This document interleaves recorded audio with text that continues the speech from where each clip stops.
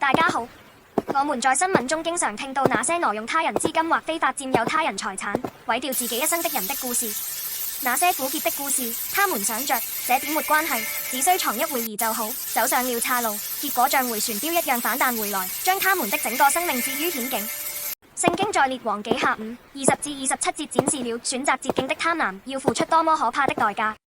先知以利沙完全治好了亞蘭將軍乃的麻風病，乃感激萬分，想獻上巨大的禮物，但以利沙堅決拒絕。這個神蹟是為了表明，他不是用錢買賣的東西，而是神的恩典。但以利沙的婦人基哈西暗想，為什麼拒絕這麼珍貴的禮物？我要追上去，一定要拿到手。他瞞着以利沙追上乃，撒方說有兩位客人來見先知以利沙，要了2他連得銀子和2套衣服。乃相信了，欣然給了禮物。基哈西就把他們藏在隱秘處，他心中的貪婪瞬間遮蓋了他在侍奉先知以利沙時所見的所有神蹟和恩典。他被錢蒙蔽雙眼，選擇了撒方的捷徑，但以利沙全都知道了。最終，作為貪婪的代價，基哈西染上了乃身上完全消失的麻風病。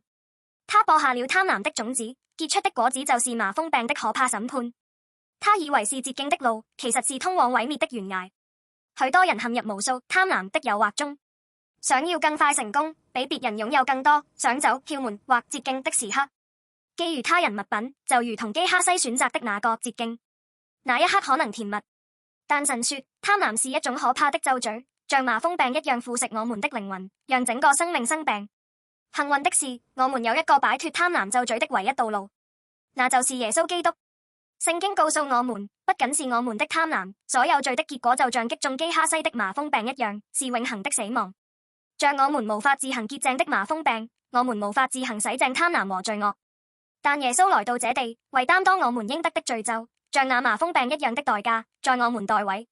當我們承認罪和貪婪，信耶穌時，他用十字架上流的血，無償永遠洗淨我們所有罪和貪婪的污穢。他簡單地將救恩這個最大禮物賜給我們，比我們貪戀的世間任何金銀財寶更有價值，且永不消逝。